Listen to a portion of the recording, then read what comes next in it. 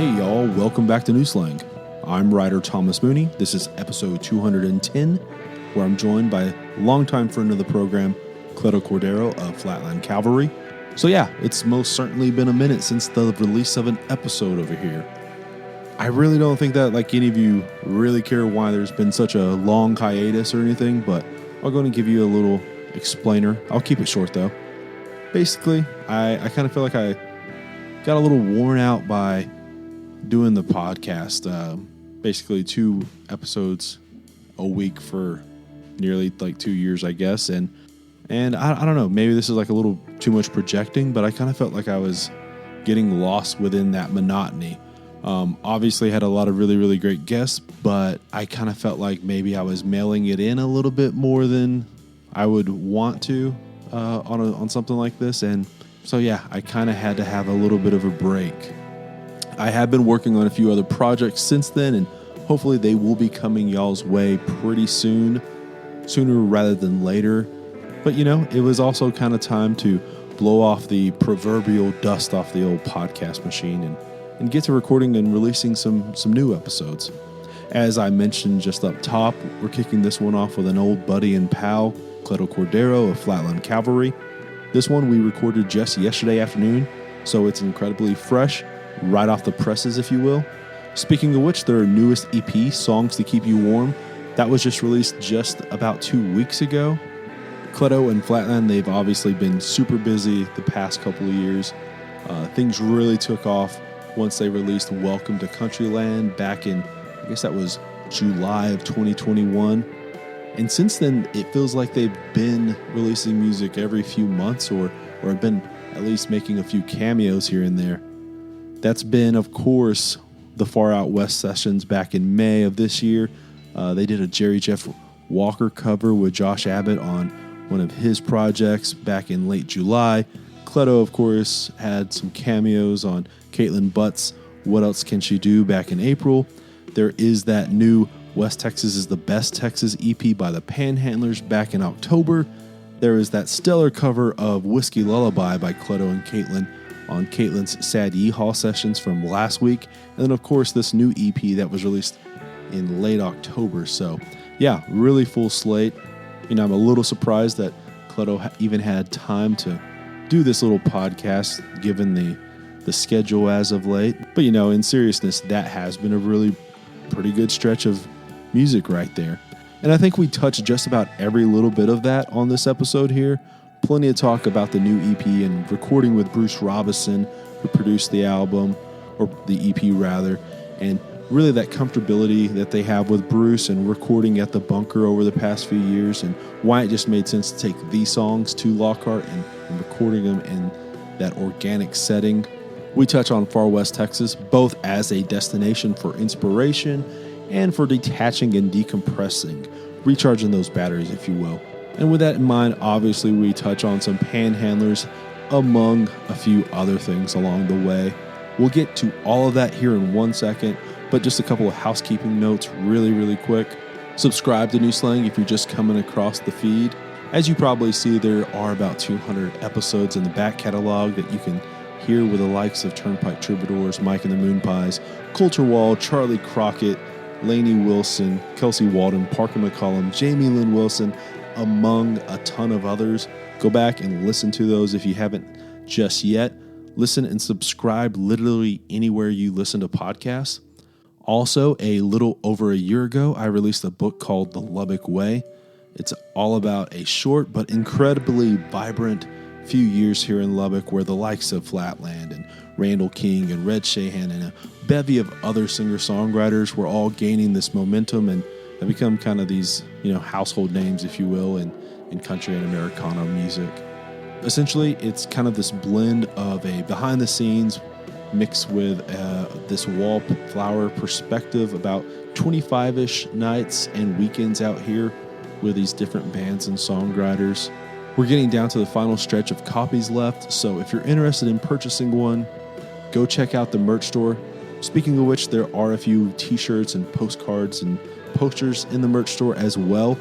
Go ahead and use the promo code DAMAGEGOODS, all caps, no spaces, for 25% off on your next order. That'll be good through the end of the month. All the links to all the socials and to the merch store and all that kind of stuff, they will also be in the show notes as well. And with that in mind, let's go ahead and get on to the interview. Here is Cleto Cordero of Flatland Cavalry. Yeah, well, for starters, Cleto, thanks for coming on. It's been a minute since we've talked about music and what's in the world of Flatland. Obviously, like just a couple weeks ago, you guys released y'all's latest EP, Songs to Keep You Warm. I know like one of those songs, Mountain Song, is an older song, but I guess like maybe the idea of this EP, it kind of came pretty quick for y'all. What's kind of like the origin story of doing an EP? So yeah, man, it's good to be on the podcast. It's good to chat with you. It's been a while, like you said. I mean, the idea for the EP kind of came. The whole origin story is initially we had Mountain Song as a recording, which that happening in and of itself was kind of like a miraculous situation where we were asked to show up at Bruce's studio to film a Tecovas commercial. They were coming out with like a new line of boots and workwear and ranch wear and stuff. And so that was all we were supposed to be doing there. And I asked Bruce, like, hey dude, like, can we not, feed two dogs with one bone and just, can we click record while we're there? And we're just going to be wearing Tecovas stuff, essentially. And they can just kind of get us filming, wearing our stuff while we're actually doing something productive. You know what I mean? Mm-hmm. And so he was like, yeah, let's do it. And so from my understanding, like we tried on all the clothes and all this stuff, and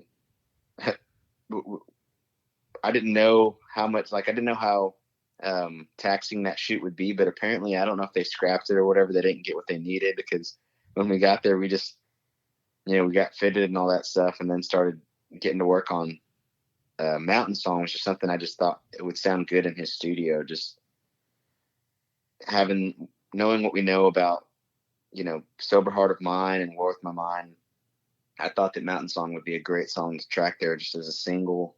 And so we're in there and we're kind of working quickly because like we kind of feel like we're like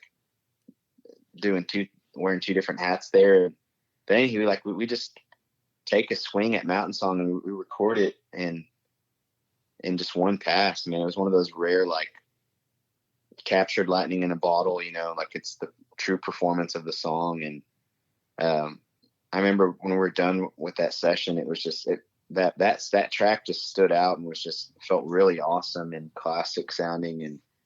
And we just held on to it for a long while. Like, I don't know, we had it for several months and I didn't know if we were ever going to release it or anything. And so, fast forward a bunch of time, that Tecovas commercial never came out, by the way. I guess we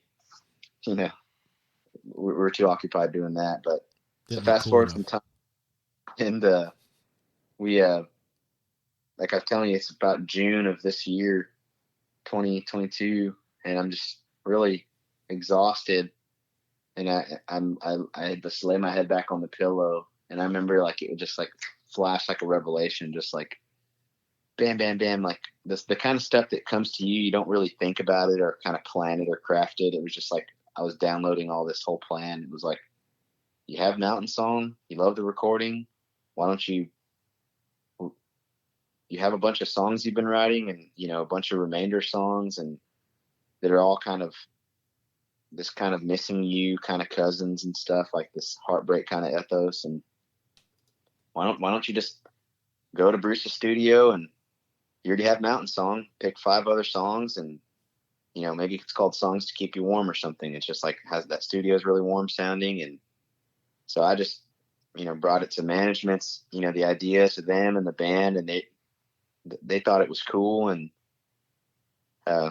we just kind of started setting it into motion. And it was one of those things that's just I don't know why, but I just always felt like an EP was kind of like going backwards or whatever. But in this instance, I thought that making an EP was like just perfect. It was just like fall and winter doesn't really last that long. Kind of put out a project that kind of showcases that emotion and everything. And that's really kind of how it came to be. Yeah. Well, the thing like about EPs in my mind or in my opinion is always been, some concepts, are only 5 or 6 songs long. Maybe they're only 4 songs. And, like if you have the songs for a 10 song concept of whatever, that's fine. But like, don't just fill it with filler just for the simple fact of trying to get to making it a quote unquote full length. Yeah. No, totally. Yeah. And Go ahead.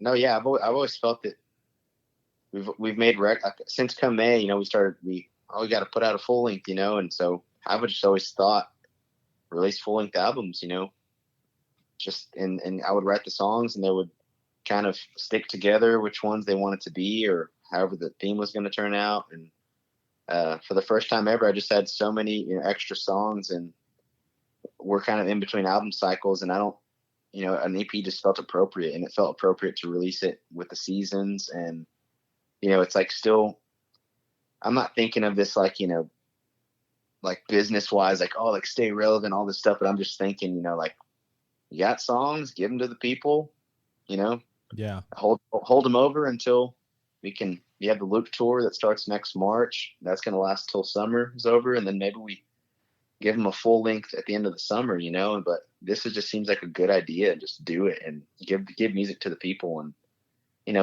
I've said this on a bunch of interviews since I've talked about this project, but it's really my thought process is like, in the summer you have festival season and slinging beer and, some things never changes the vibe, and it's, it's up and people are excited. And then all that stuff kind of festival season's over, and you don't play outdoors as much and all this stuff, but people are still consuming music. So I just thought it would be natural to turn the page and, give them something that fits that season and it's not bangers of, the upbeat variety. Yeah. Yeah, absolutely.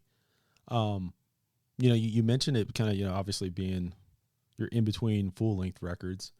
And you have all these songs that are sitting around. Is there something to maybe also, wanting to record these songs while they're fresh in your mind and fresh within like you being excited about them? Because obviously like you can write something and years go by and you're maybe not as excited about a song you've written, in the sense of either just being excited about it or, you're not necessarily the same kind of person you were because you're older or in a different place or a different mindset. Is there something to that as well, as far as, wanting to record these songs while they're still relevant in this moment of your life? Yeah, I think, a lot of these songs were old ideas. Actually, they're old hooks, old ideas that I'd bring to songwriting sessions, and for the sake of not showing up empty-handed, and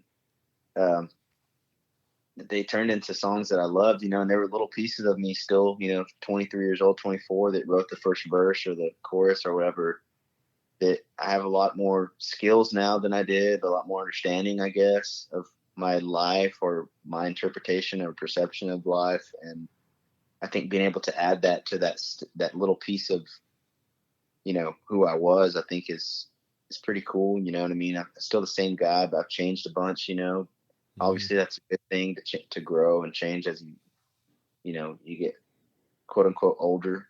But I just, I always thought that anything that I had really ever written kind of had a little piece of my DNA that, that I would be proud of, even revisiting, years later or whatever.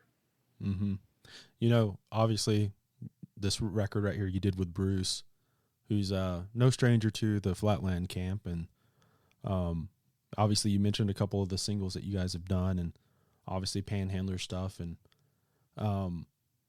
I think like one of the things that we've all kind of grown to understand about Bruce Robison being the producer has been, obviously it's at the bunker, which is no digital shenanigans whatsoever.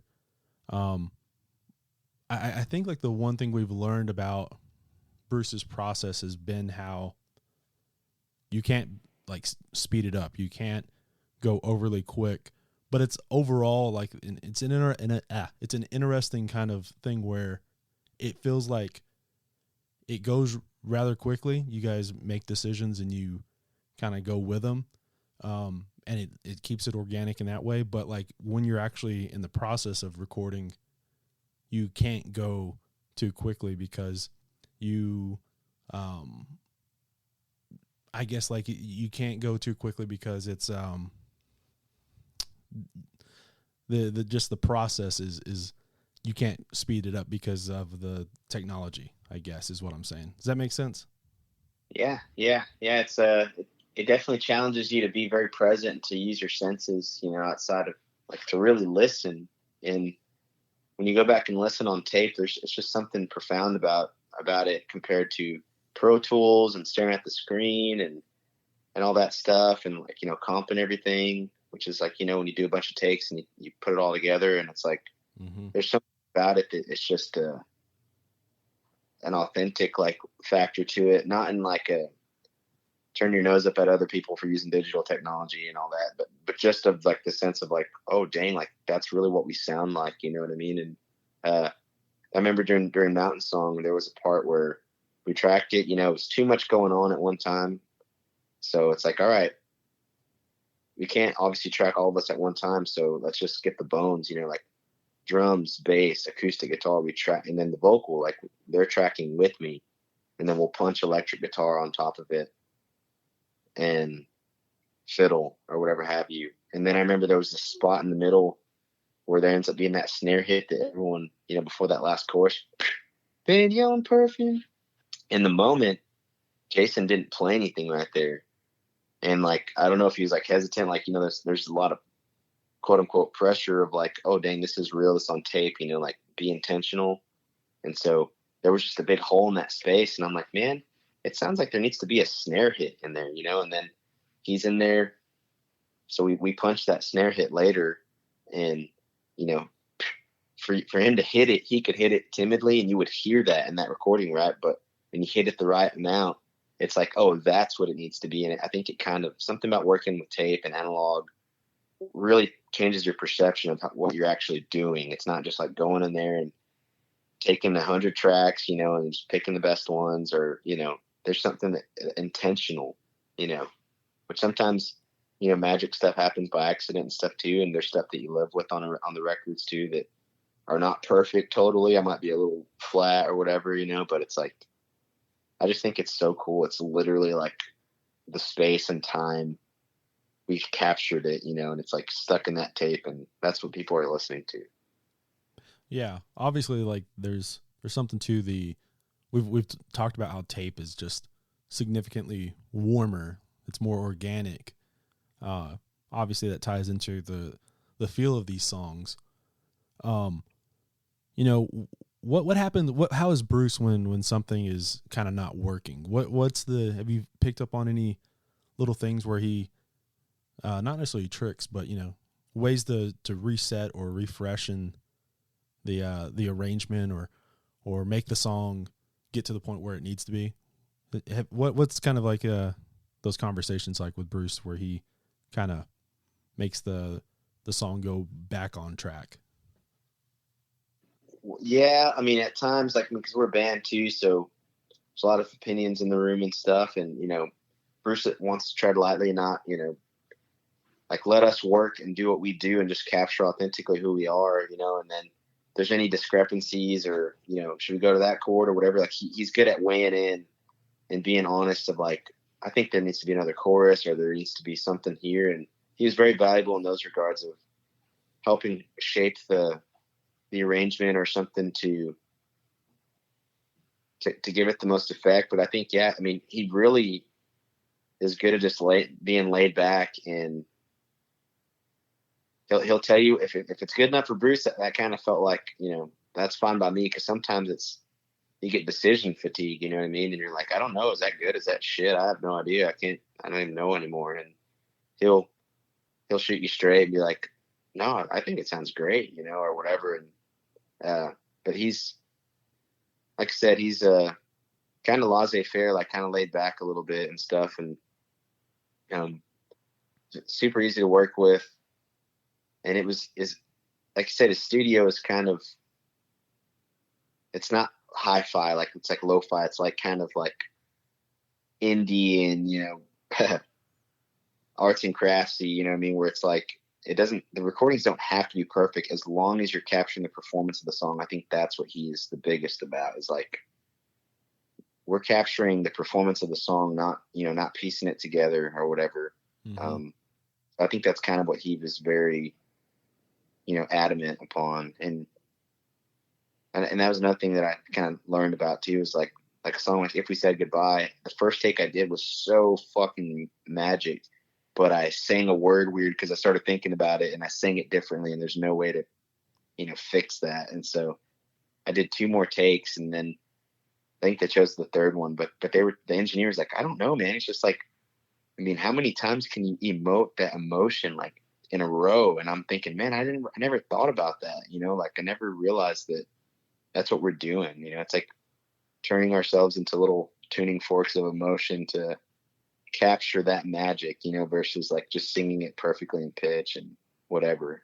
Yeah. And they could hear it in there. They're like, the first one was the best one, but this one's really good. Don't get me wrong. But, and I was like, fuck, but they're like, like, no, this is really good. But I'm telling you, the first one it's always usually the best one, because like I said, it's hard for your body and your organs to like recreate that feeling over and over and over and over again. You're not a robot, Yeah. Yeah. Well, I mean, it's like, if you're like in sports, like if you're a basketball player and, in practice, you practice the game winning shot, at the end of practice to try and win it. It's not that you can't replicate that for the game, over and over and over again. Sometimes it just has to be that one moment. Which that's what I was actually wanting to kind of get to is, when a song is so personal, I know like who's in the studio is all these guys who are in your band, or the producer or the engineers. And it's not like there's a lot of people in the studio at that time when you're recording, songs that are maybe super personal. But how do you get to that, I guess maybe back to that like original kind of feeling when you first wrote the song? How do you get back to that moment to evoke that emotion? That's a great question. I mean, sometimes all that other stuff is very distracting, and mm-hmm.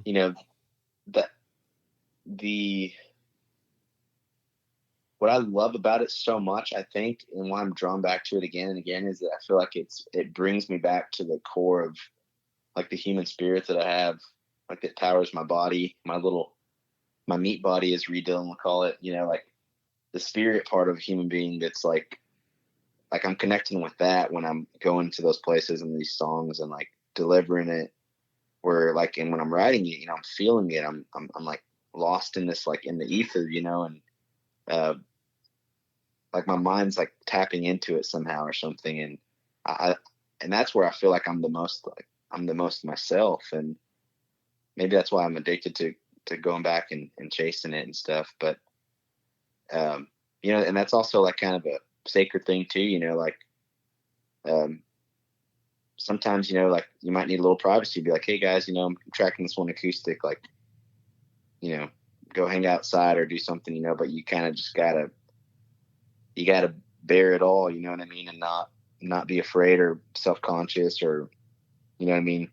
Yeah. And I'm guys are that way in my band where, they make me feel that way, but there's just sometimes too, like, it's just you and the guitar in the room and your soul, and,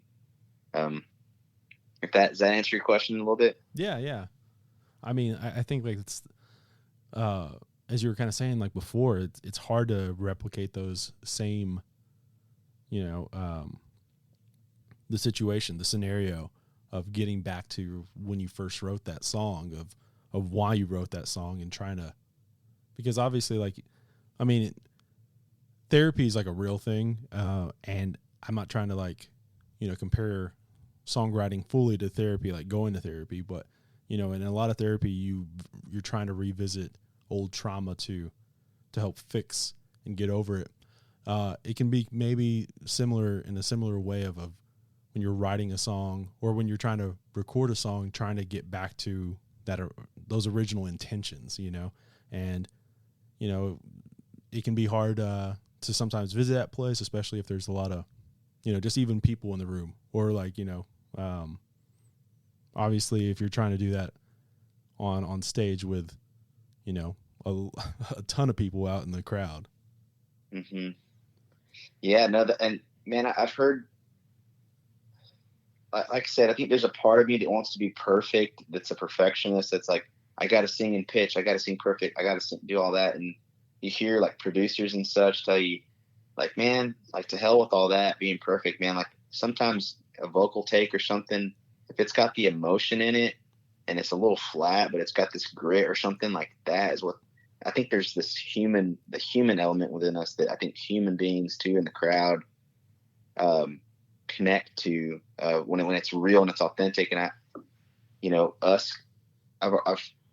we haven't always been the band that we are today. Like we've come a long way, and we've strived to continue to to become better musicians and singers, songwriters, all that stuff. And I'm proud of where we're at today. But like even earlier back on, I know people would make comments of like, man, like you guys are really good live, or and Caitlin would tell me, you're a good live singer, when I had these like complexes, like I'm not a formal singer, I'm a fraud, I suck, I don't know what I sound like, I haven't found my voice, all these BS pessimistic thoughts, and oh yeah, she's like, no, you are a great live singer. And what she's saying is that I think when all else fails, I'm trying to emote that song and just let that lightning out, you know what I mean? It's like, I think that is what people pay money to go witness and experience, is that human emotion, all the different myriads of them, from the lows, the blues, to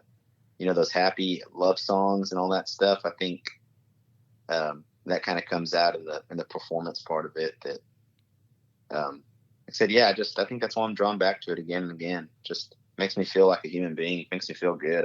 Whenever I don't talk about stuff, I keep things to myself. Trying to be perfect. It's just not a good way to exist. Yeah, it's very easy to, obviously get stuck inside your own head. Yeah.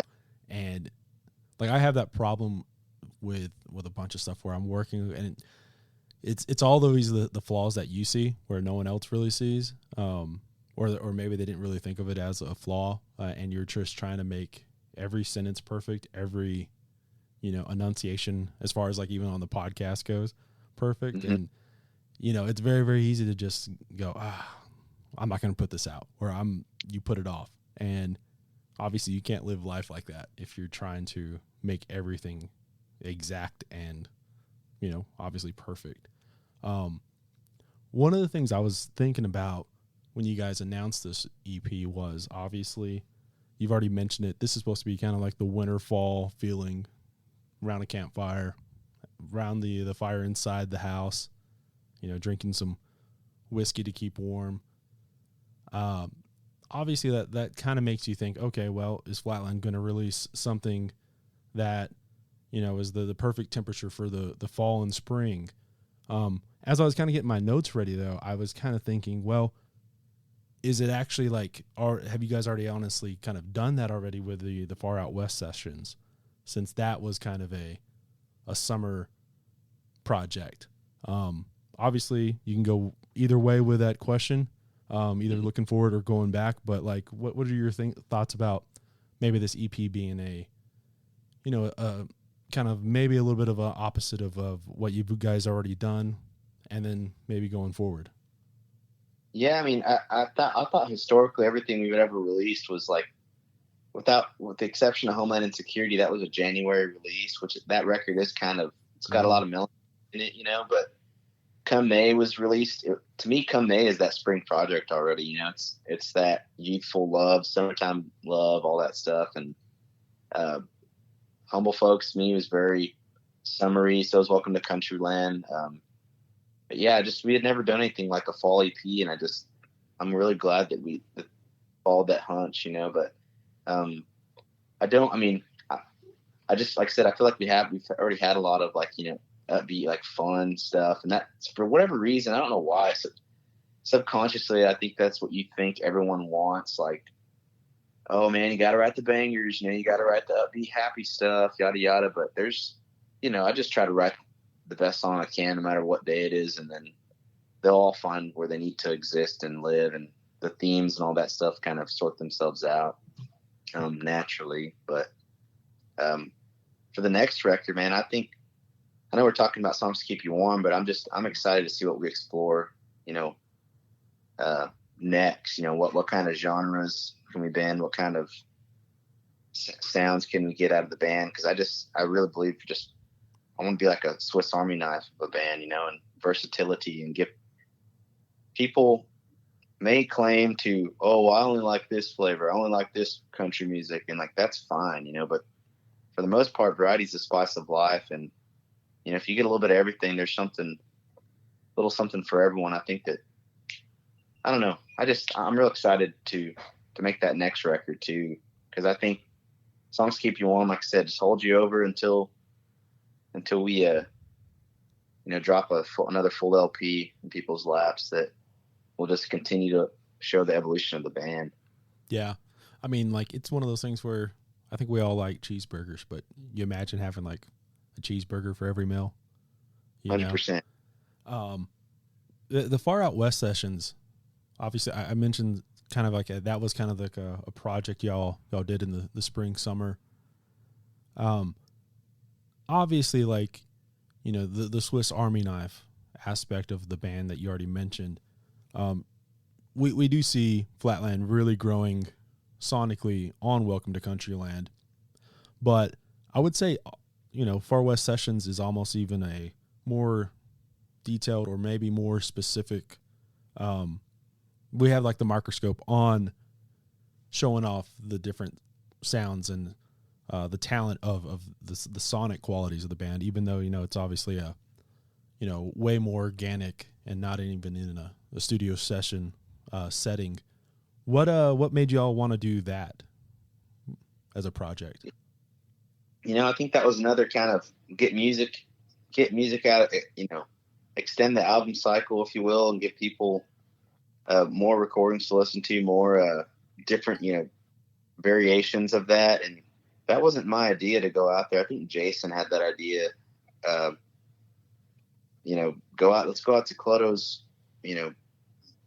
family's land out there in Redford. And I guess they thought there was a story to tell, with that. And heck, man, I was glad to get to go out there and do that. You know what I mean?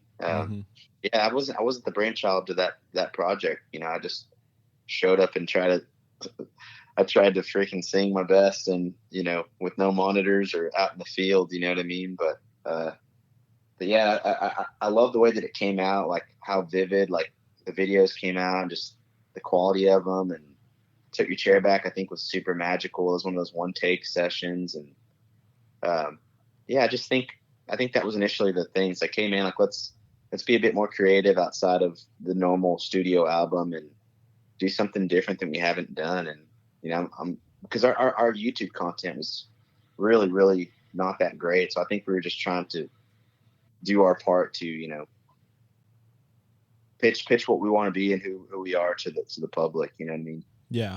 Well, I think like it also, it gave a moment to highlight, a little bit more of, Adam and more of Wes on fiddle and more of Reed on guitar, as far as showing what other kind of sounds that are in the band, and give a little bit more of a fresh, and we keep on using this word, organic spin on a song that is, already having a studio version, and just have it a little bit more twangy and a little bit more raw, more visceral. Yeah, no, totally. I mean, and a lot of people are unfamiliar with that countryside too, and the other guys in the band, perhaps maybe not getting as much limelight, but that was a great in a barren kind of humble form, right? Like, there's no tricks or anything. It's just these guys, being great musicians. And I'm glad that we got to showcase them in those regards, because everyone's come a long way, man, since we all got started.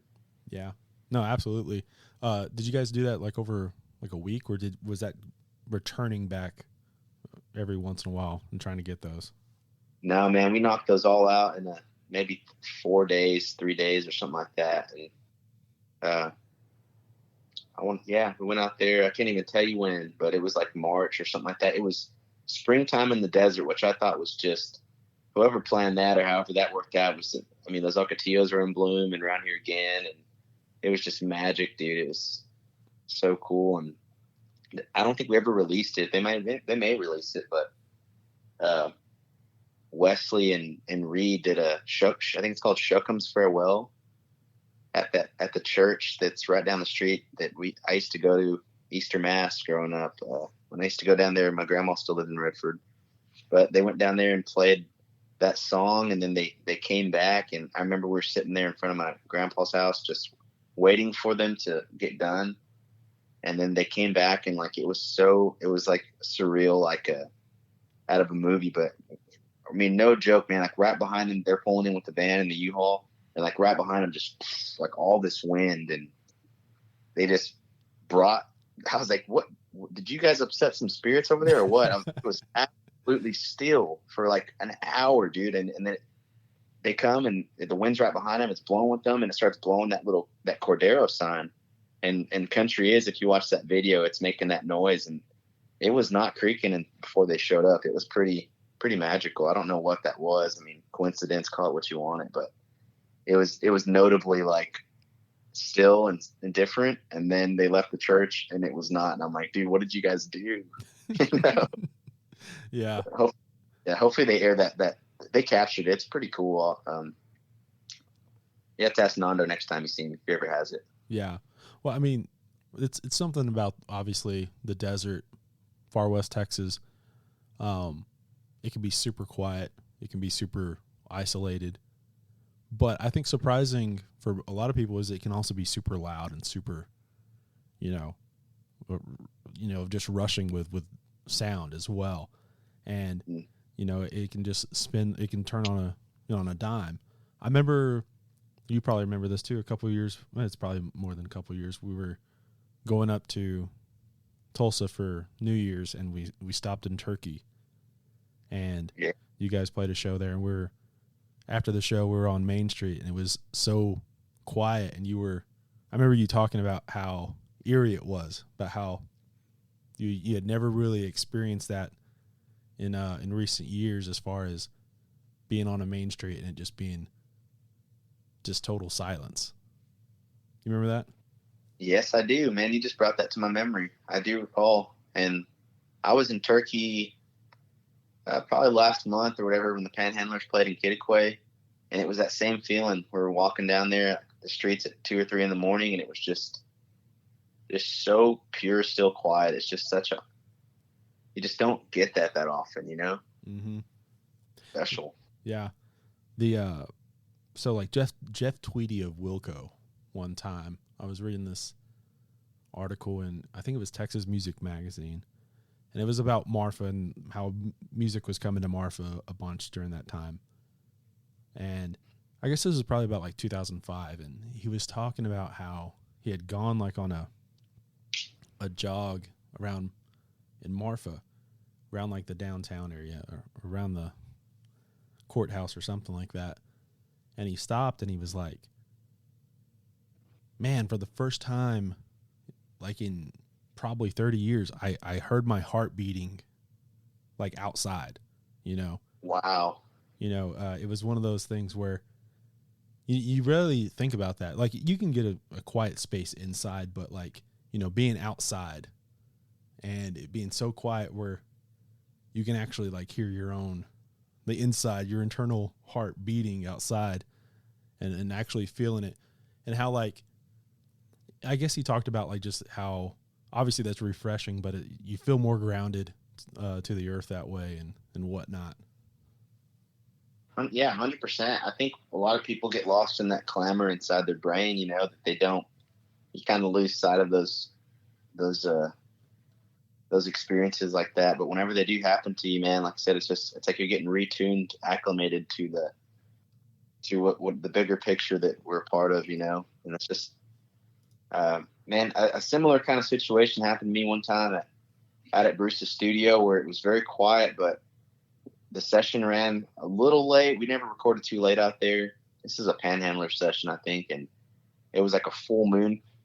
It was so bright that it was like casting shadows on the ground from the oak tree that's right out in front of the studio. And I just had this, like, those little epiphanies. I was like, man, I've never witnessed growing up. Like, I've never seen this. I mean, don't get me wrong. Like, there's no trees that exist in West Texas, but there's not big ass oak trees, not where I lived. And it was like, it just made me realize that the sentiment of West Texas was like people, they always talk about the people and the nature of them and the gentleness and the kindness and all these things. And I had this like revelation that was like, I've never experienced moonlight, a shadow from, moonlight from a tree. And I was like, there's nothing to hide from out there. There's nothing to hide behind. It was like, I was just thinking like there's no trees. And so everyone's kind of open and barren, kind of in a way, or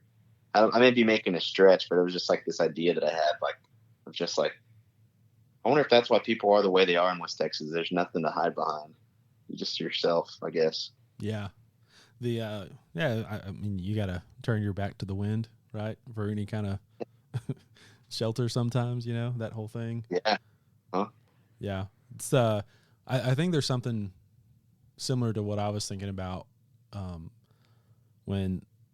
went to summer camp in Fort Davis, and I was a summer camp counselor in Fort Davis for, a few years right out of high school. And, this is like a horseback riding kind of summer camp, and we'd go out on these trails and stuff, and, you're off in the pasture and whatnot, but, sometimes you get out into the openness and it's super hot out there during the day. And I'd always think about how in some sense, like, how miserable it was. But then I would think like, man, think about like if it was just 100 years ago, and you're working like on an actual ranch out here, how much better off we have it right now, kind of thing. But I always thought about it being like chasing shade, how like you would try and ride to like where the clouds were to block the sun out, and how like, you'd sometimes want, hopefully like your horse was moving at the same pace as the clouds were, so you wouldn't be just being beaten down by the sun, that whole thing. Yeah. I love that. That's hilarious. Yeah, no, that makes sense too. And then, all the space too. I mean, you could see people coming from miles away, whatever. Got a lot of time to, if there was any intruders or anything like that. Yeah. Well, have you ever seen the movie, The Assassination of Jesse James by the coward Robert Ford? It's with Brad Pitt. No, I've never watched it. Okay, so like it's a long movie, but the cinematography on that is just incredible, because they do like these long, like wide open space shots, but they do them for like a long time, and then they speed them up so you feel like those clouds moving, and like you just see all of the, the blades of grass being blown in the wind in the foreground, but then out in the background you see these big massive clouds, moving over the landscape, and watching the sun set and gradually move down. And it's such a beautiful big film. Like it makes you feel so small, seeing all these giant landscapes, big old plains, open range, and mountains in the far off distance, that kind of thing. Yeah, I love that. I'm gonna have to check that out. I think that sounds awesome. Yeah, and the soundtracks are really, really great too. It was Trent Reznor of Nine Inch Nails and Atticus Ross did. I think that's like one of their first ones. Or no, I'm totally off on that. It was not them. It was Nick Cave. That's who it was. Anyways. Yeah, I'll have to check it out. Yeah. You mentioned Panhandlers. Obviously, you guys released an EP just the other day. West Texas is the best Texas. I remember when Charlie was writing with y'all, and he said something to the effect of how Josh was wanting to write a song called West Texas is the best Texas. And I, I have to admit, like I kind of rolled my eyes and thought, oh, I don't know about that. But then, I heard the very first little demo that Charlie sent over and was like, well, actually that's not too bad. That sounds kind of fun. And then like you guys made it more fun even since that first little rough iPhone cut. What was your first thoughts about, going back in the studio and doing some more Panhandler songs? But specifically, I felt like you guys maybe leaned a little bit further in on the West Texas isms this time around. Yeah, no, man, I was excited to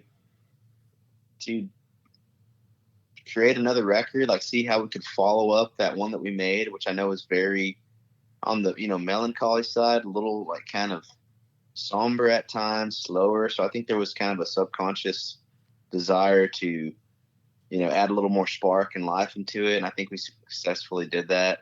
But yeah, those, lots of West Texas stuff, which, I'm from there, so I love all of it. I'm proud to be a part of the project.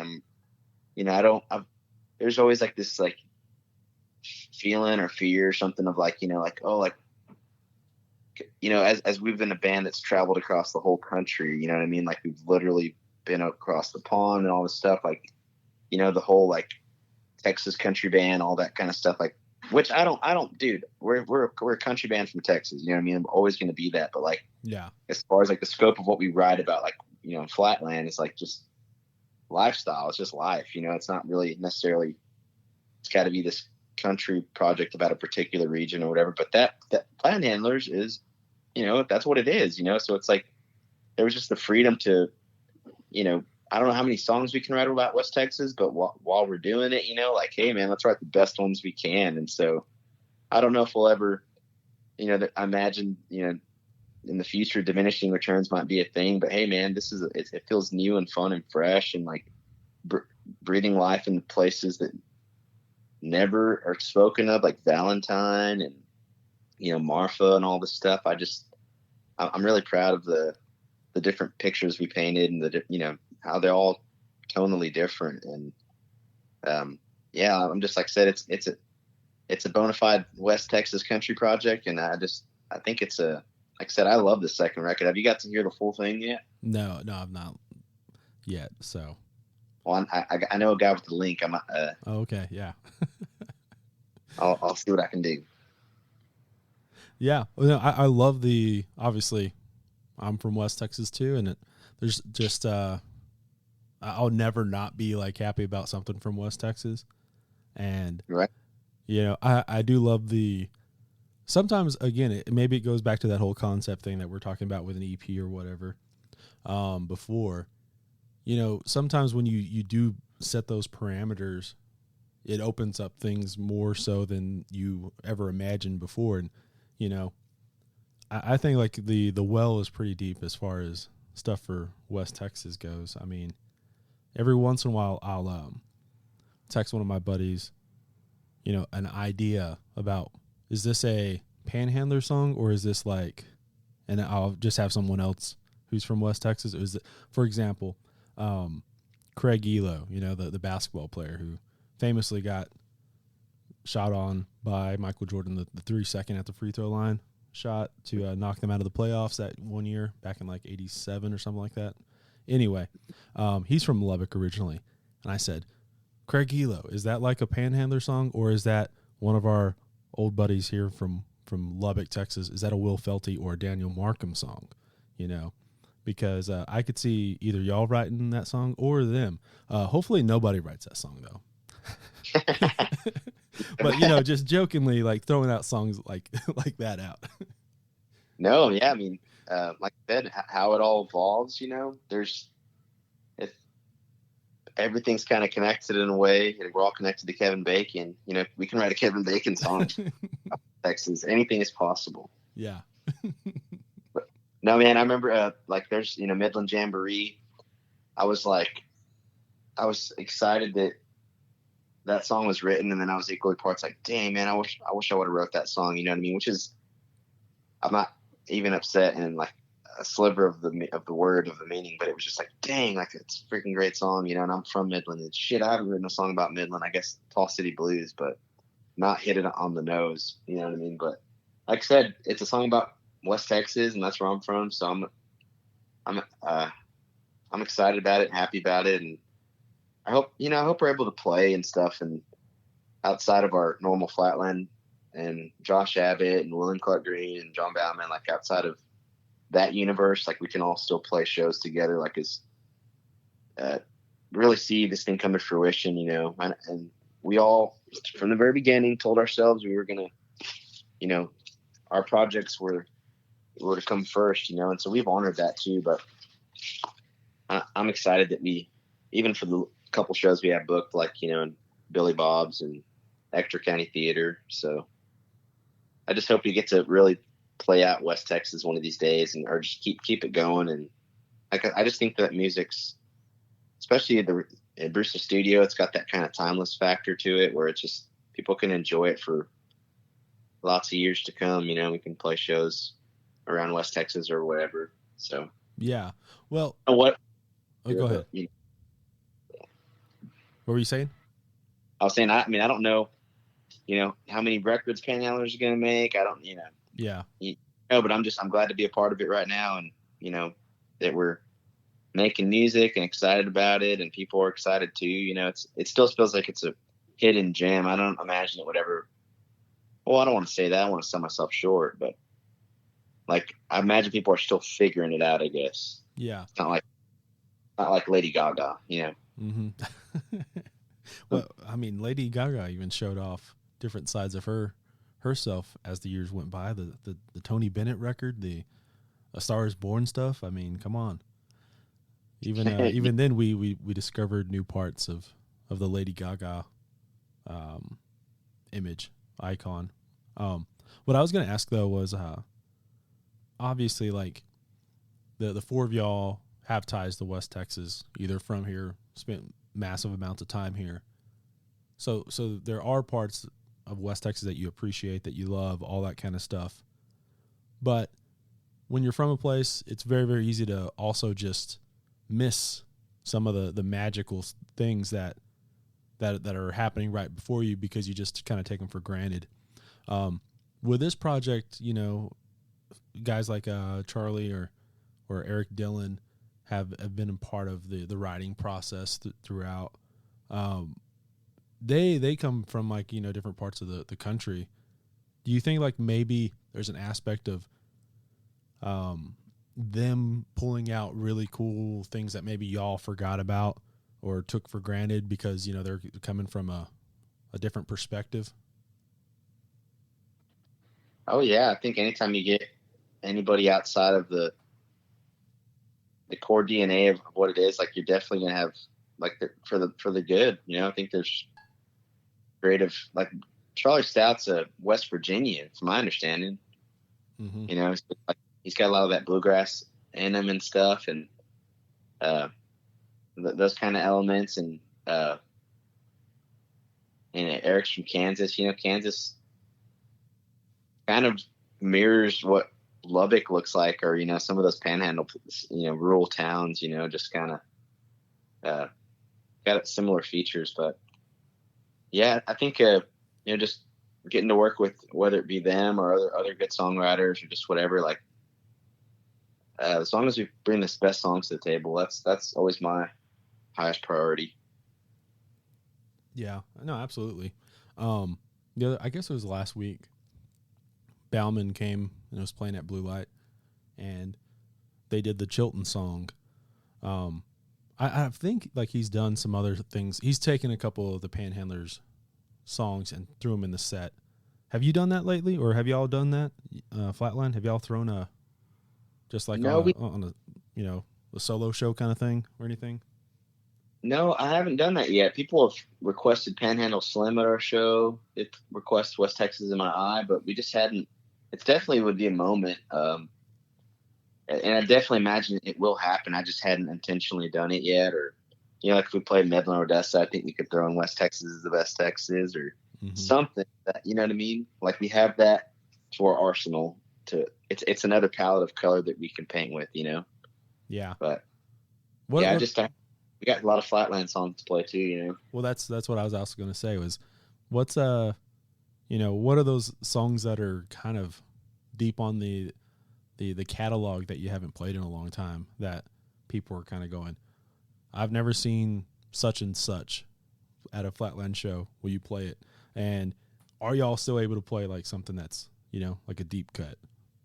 Yeah, I think so. I think it's just where we put it in the song, where we put it in the set list. Like we just try to go from moment to moment. And the other day we played, because it's October, and usually in October is when we play Living by Moonlight, and so we played it very well. And our guys were like, they're like, oh man, no one cared, or no, they were literally just staring at us, which I think you can become accustomed to habitually, getting used to the habit of people smiling and clapping and going crazy. But that's not always, sometimes people go to the concert and just listen to a song and have an expressionless face, but I'm proud that we're playing the song, we're playing songs that, that we're going to play this one for us tonight. I hope you like this. We do that one, Pretty Women. We've played, I'm trying to dust off more of the, to keep it fresh and everything. Like I said, I just think there's a place in the set where we can have like a, you call it, and just play those deep cuts. Cause I do believe that, the Spotify metrics will tell the truth. Like they'll show which people are listening to the most popular songs, but then there's like years from now or songs like that you just want to play like in the right moment. I think we have a lot of stuff that we can pull from different markets, different places. Like we played in where were we? We played in some kind of honky tonk.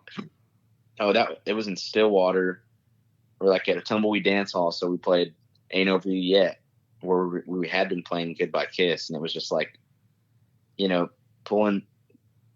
intentional. So yeah. I guess it's one of those things where, I guess there's two camps or maybe three camps on how set lists go. You can just play the same show every show and have like, two songs that can be, an acoustic break somewhere in there, or it can just be all different things no matter what. But I kind of imagine that if you guys are doing like a different set list every night, it still has to, like, you have like, trios of songs that just naturally have to or should go together here, and two songs that should go together here or whatever, just to make it easier, like as far as like swapping guitars and stuff like that, or keeping the same mood. But what's kind of like y'all's, or what is now like your the way you guys kind of build a set list? So we have been, guilty of playing the same shit over and over, and that drives me insane. I don't like, I like changing it up. I think we're trying to, but logistically there's more to the equation now than there ever was. We have live that you got to be programmed. You got, you know what I'm saying? There's just other stuff like, absolutely. Yeah. I request that the band, like I have a song bank of like, and like stuff like that we've run into real time stuff. Like I'll call an old song and, it's fuck, man, I haven't dusted that sucker off, and so that kind of shows through. And, even for me as well, but like just being, setting ourselves up for success, like, things that we're going to do in the future, like have like a song bank of 30 songs that I'll ask the guys, hey, at any point in time, we should know all, at least know these songs. Like, you play it on the records, like let's be proficient, right? And so having a bank of songs that we can pull from at any time, and then we're trying. I think I want to get to the point where, like, because there is value in the way that I'm trying to follow the leader. How does when you go watch guys like Luke Combs, all these people putting on shows, they spend a lot of time in the rehearsal hall and they build the show and they add the lights to it, and they go and they take that show on tour. Granted, they play a lot less dates than we do, right? But it's like, they've worked out all the moments, all this stuff, and they take that show on tour. And then when that tour's over, they go back to the rehearsal space, right? And they refigure it all up. I think that I'm finding that you do need that time to build the best show possible, that people come out and go, holy moly, it's not just they're going out there and just playing songs, right? Like, like kind of giving people moments. And I think that that's kind of what we've been ultra intentional about, is like, we'll know during the show when we're playing, and like, I'll just think we're doing the same thing, right? Like, we got to do something different right here in the show. And I'll try to remember, like, we need to do something different. Someone else needs to start the song, something, acoustic moment, a cover. So I think just, and being intentional, like we're on our, I guess the EP is, our 5th project, I guess, or I don't know, 3 full-length albums. Yeah, it's our 5th project, but how do we fit all these songs, in 90 minutes? And I think it's just like, yeah, like play what people want to hear, but also like challenge ourselves artistically to play what is current, like we just put out Parallel. And so like, I've been starting the show off with Parallel. It's like, if you don't know the song, they're never going to learn that if we keep playing the same old stuff, so I want to challenge ourselves creatively to continue to play like what we're promoting and like our current stuff, but I don't know, man. Yeah. Just to giving people moments, I think, and you learn through trial and error and through experience. And I'm proud of the show that we have now today. Like, I feel like before, like I said, we just were playing sets, we go out there and playing a gig. Like, we're just playing songs and you tell stories. And when you start off, that's what you do. You just, and some people you can go watch them. Like, I watch Isbell. Dude, he didn't say much at all. He just, the lights go black after each song, but they're shredding, and the musicianship speaks volumes, right? I just think it's whatever, each artist is different too, and I think we have like a entertainment factor to us as well. Like, play to the people in the very back row too, and that's within us. And so I don't know, we've had to learn all this as we played to bigger and bigger crowds, like, oh dang, man, I thought we were just like a little club band, and then you're playing in front of a big audience, and you got to rise to the occasion and realize that requires more, to get their attention and stuff. And so I don't know, I love all the songs. I've told the guys too, is like, hey man, if any of you guys want to come up with a set list, I will play whatever. I'm biased, I like the song, so yeah, I'm willing to play whatever, you know what I mean? And I don't know, I think there's infinite permutations to put on a successful show. So just try not to, once it gets too stilted, then it's time to get off the road and give yourself a break and to go sharpen your sword and to think about it again and do it a different way. Yeah, no, absolutely. I guess like the last time I saw y'all play was last year, and it was those 2 Midland shows that you guys did in Midland and Amarillo, and then you guys did Jab Fest like a month later, which was obviously a longer set than opening for Midland. But what I'm building up to is, I don't think we've talked about it on the podcast, but we've talked about it before, and it's all connected to this. What we've been talking about was previously at those Midland shows. The reason I'm bringing up those Midland shows, I don't remember you guys really doing it then, but you guys used to do all those little interludes and like little build-ups that felt like remixes of the song that you're about to go into, or the song you just came out of, that I thought was like, maybe like, I really didn't see anyone else really doing that kind of stuff. And basically what I was going to ask is like, do you guys still kind of incorporate a little bit of that in there, or has that been something that, you've phased out as well? No, I mean, you just reminded me of that idea, and that's something that I want to bring back. I just totally put that to the wayside. I think I used to do it for Summertime Love. I would do an intro, like a whole different, verses, telling the story.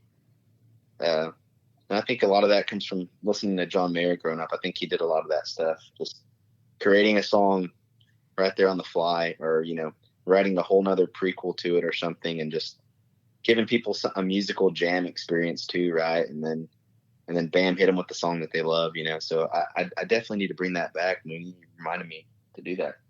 Yeah, see, just the brainstorming guy over here, Yeah, dude. No, that's good. I literally ask myself all the time, what can we be doing differently? Like what are we doing what's working, and where can we improve? And that's definitely something to add back into the show. There was one time, I think maybe when I stopped doing it is because this guy was being an asshole to me, and we played some little abysmal place and some place, I won't even name it, and the guy was just like, "Who do you think you are, John Mayer?" He was just being a dick, and I was like, "Oh man, yeah, I guess you're right." And then I just stopped playing that intro ever again. I'm gonna find that guy.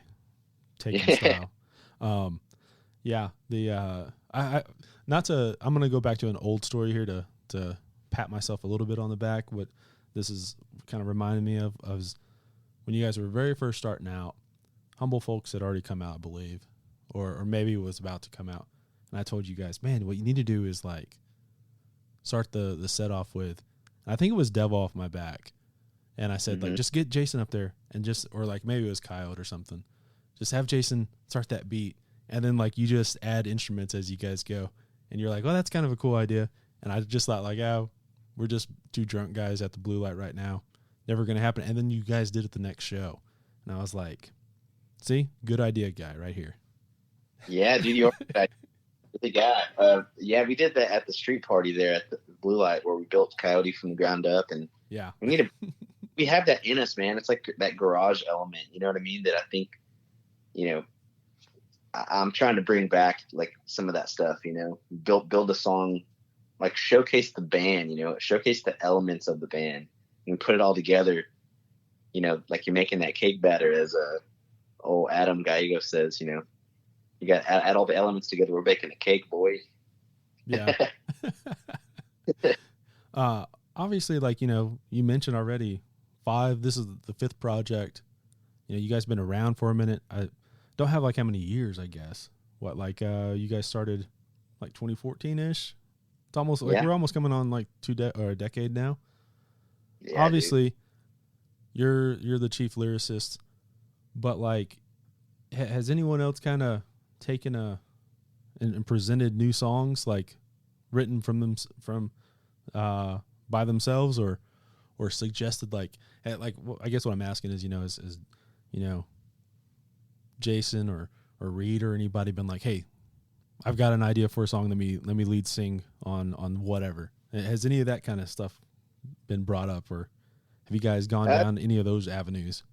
Yeah, Jason and Reed have been the only ones that I'm aware of that are writing songs.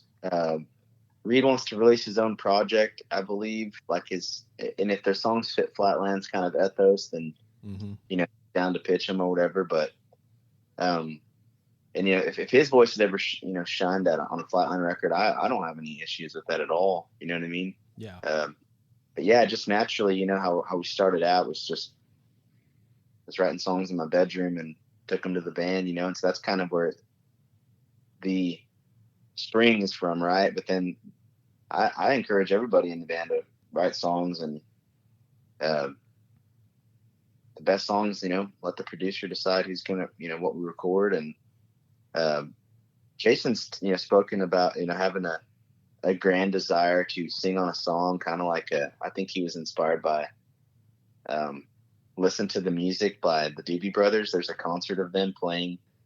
I don't know if it's their last concert, but they're playing like in California. And if you're not even familiar with the Doobie Brothers, most people don't even know what they look like, right? Like it's a diverse group, and it's like all of a sudden the drummer gets up and sings their biggest song, and it was like, holy shit, man, that was epic, And I don't know if that was the catalyst or what, but I think he, has desires to record a song, or, whether it's on Flatland's record or, whatever.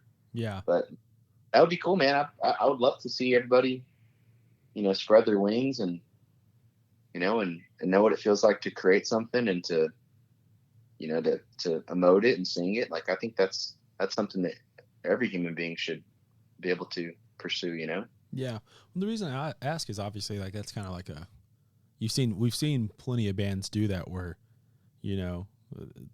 more seasons as a band gets more seasoned, more songwriters, evolve and come out of the band. And Specifically for y'all, I mean, like something very easily that we talk about. Obviously, you guys have become better musicians, songwriters, and all that stuff. But you guys have been able to add actually like really solid harmonies over the years too. That's not necessarily something that you guys were incredibly great at the very, very beginning, but you guys have all kind of found y'all's the way y'all can sing together. Yeah, man. I'm like I said, I'm proud of those guys. They've they have a desire and a striving to want to be better as well, and to make what we do be the best it can be. And so like everyone's been working on that stuff, and John and Reed, and I hear that from a lot of people that, man, this harmony sound great. And what's crazy is I never hear it because I'm fucking singing and I'm listening. So that's encouraging to hear, man. I'm just like I said, maybe we continue to grow and evolve and move onward and upward. And I used to have like some grand desires, like, oh, we got to be we'll make it right when we get on a tour bus. Oh, we'll make it when we get in years. Oh, and it's like, dude, we've already made it, man. I mean, we get to make a living playing music and writing songs and recording them. And I was made aware, a guy named Dwight Baker, he produced Josh's Front Row Seat album, and session with him on Josh Abbott and Friends, Don't It Make You Want to Dance. And I was hanging out with him the other day, and he was telling me that we're of less than 1% of the human population that can earn a living writing and creating music. And if that doesn't get you excited about anything, then you need to check your pulse or go do something else with your life, And I'm like, hey, man, thank you for reminding me that, So I'm just hoping to make another great album, write another great song, give it to people, let them listen to it and do with it what they wish, like people are working a lot harder jobs, doing stuff that they don't necessarily want to do. And I've been a part of that. And so I just want to do my part by creating and living to the fullest, maximizing my potential and bringing the guys, whoever's willing to come along for the ride, let's go to the grass with the greenest grass that's got our name on it, and just, yeah, that, at least that's what I've always felt about it, and so like I said, I'm grateful to be reminded of that statistic. Yeah, no, absolutely. I only interviewed Billy Joe Shaver one time, and it was pretty early on for me. But one of the things that I remember him saying, and you kind of have to remind yourself every once in a while, he was saying how at one point, like, he was like the most humble songwriter I've ever met or interviewed. And then he was also like, very, very assured of himself and very, bold about him being a good songwriter. And of course, Billy Joe Shaver, great songwriter, but he kind of walked both those lines at the same time. And it was this, like, he would say, man, I don't know, like, I just write songs, yada, yada. I don't know how they come to me, whatever kind of thing. And real humble about where a lot of these songs came from, but also very aware and assured of his talent. And one of the things he was talking about, and like, I'm not really a religious person, but one of the things that he was saying was how, God put me on earth to write songs. Mm-hmm. And his whole kind of thing was, if I'm not writing songs, then I'm not doing God's will, essentially. And yeah, I think like anybody can appreciate something about that, about if you have maybe not necessarily the full on talent, but the desire, if you're looking to do a certain thing, you got to go 100%, basically, because like, it's very easy to kind of forget how good it is. Everything is hard, but there's a lot of things that are a lot harder. Totally. No, man. Yeah, I think that's a really cool story to hear. And, I could, in a sense, kind of, I just I've been trying my best to try to learn, as much as I can. And, I'm not naturally the most amazing singer or the best songwriter or anything like that, but I think our parents raised us to not quit, you know, and to try your best and give it your all if you're going to do something, you know. And I know for certain, I don't know if God put me on this earth to write songs, but I know for sure I'm not supposed to be a baseball player or NFL player or, you know what I'm saying? So it's like there's maybe an element of truth to what he was saying, but like where it's like, you know, when you know what you feel like you're supposed to do, you just get to wake up and do it every day and try your best. And, you know, and it doesn't have to be some extravagant thing. You know, there's a lot of amazing human beings that wake up and they build houses every day. They paint beautifully. They do all this stuff, man, that, you know, work on diesel engines and stuff and like have that kind of, you know, that skill and all that stuff. Like there's lots of artists walking around, you know, that you would never imagine, you know what I mean? But,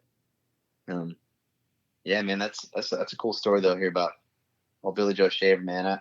I'm grateful that we had a chance to open up for him in 2016. That was special. And I'd heard the name. I was talking about Billy Joe Shaver to somebody else today, ironically. And, you know, it was like, I didn't know his songs, but by the end and all that stuff, cause I was a youngster in green, but after watching him perform one time, I was a mega fan and I wouldn't listen to like his stuff because he just had it, man. He was there talking to people and telling stories, making them laugh, you know, playing the songs, and he wrote them and he lived them. And it's just, yeah, man, I don't know, whatever that little X factor is, you know, maybe like you said, it was God's will running through him, or he believed it and that was good enough for him, you know? Yeah. Well, I mean, it's the Joseph Campbell, follow your bliss. I mean, whatever your bliss is, you know, as long as it's not hurting anyone else kind of thing. But, you know, yeah, you can find whatever you're passionate about. Like that's the key of it all, because, you know, I think like there's plenty of people who, if they were writing songs, they could be miserable writing songs because they didn't like it, even though it may be a glamour or more glamorized aspect of our culture or society. They'd rather be, you know, working with their hands and doing stuff that someone else is not fully on wanting to do. But, you know, whatever. I feel like I'm rambling on here, but I think we're on the same page. Yeah, no, totally. I think I don't think you're rambling, but yeah, I think that I concur. Yeah.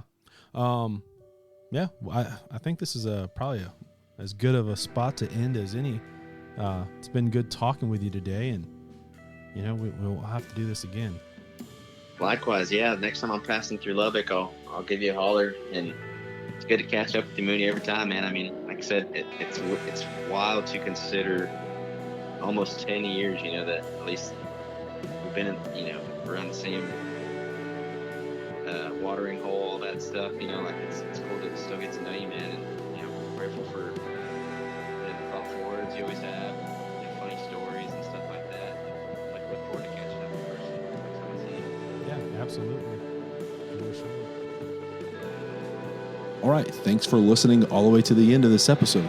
Be sure to check out Flatland's latest EP, Songs to Keep You Warm. They've thrown some really cool merch out to celebrate the project as well. So, yeah, go find that. Check out the latest Panhandlers EP, West Texas is the Best Texas, while you're at it. Go order a copy of The Lubbock Way if you haven't bought one just yet. And yeah, I'll see you soon for another episode of New Slang.